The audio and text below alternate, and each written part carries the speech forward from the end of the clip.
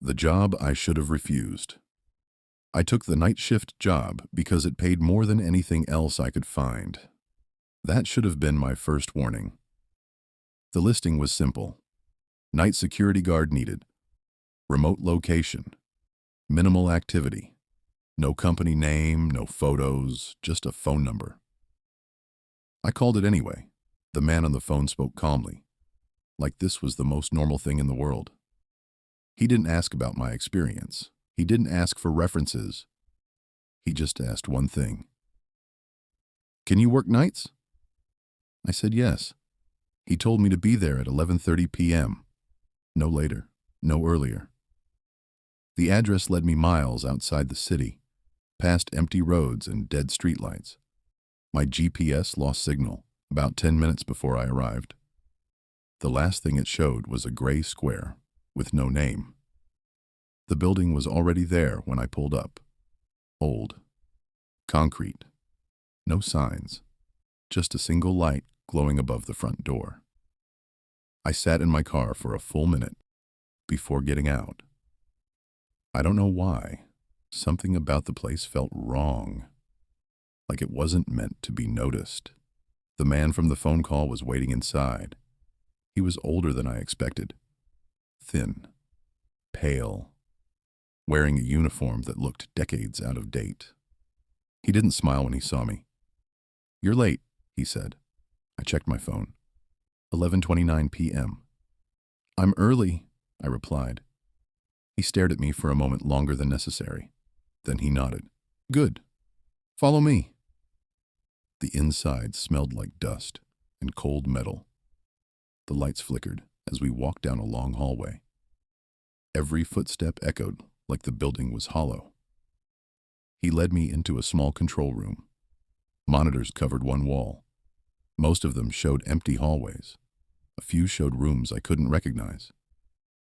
"This is where you'll be," he said. "Your shift ends at 6. "Anything I should know?" I asked. He hesitated. "There are rules," he finally said. He handed me a folded piece of paper. Old. Yellowed. Like it had been copied too many times. "Read them. Follow them exactly." I unfolded the paper. There were 6 rules. I didn't read them all right away. I should have. Before I could ask any questions, the man turned toward the door. "Oh," he added, his hand on the handle. "If you hear someone call your name, don't answer." Then he left. The door locked behind him. I laughed under my breath, trying to shake off the tension. It felt like some kind of joke. I looked at the monitors again. Everything was still. Too still. I checked the rules. Rule 1. Do not leave the control room between 1 a.m. and 4 a.m. Rule 2. If a hallway camera turns black, switch it off. Do not try to fix it. Rule 3. Ignore knocking sounds, especially if they come from behind you. Rule 4. If the radio turns on by itself, do not respond. Rule 5. If you see someone on camera who shouldn't be there, look away for 10 seconds. Rule 6. Do not check the time after 3:17 a.m. I remember thinking Rule 6 was oddly specific.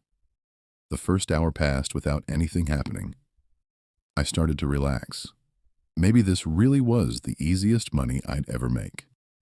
Then one of the hallway cameras flickered. Just for a second. The screen went black. I reached for the controls, remembering Rule 2. That's when I noticed something. The camera label didn't match the map. According to the layout, that hallway didn't exist. I leaned closer to the screen, and that's when I heard it. A soft sound. Right behind me. Knocking. 3 slow taps. I froze. My name was whispered from the other side of the room. Not shouted. Not spoken normally. Whispered. I didn't turn around. I didn't answer. But the knocking didn't stop. And the clock on the wall changed to 3:17 a.m.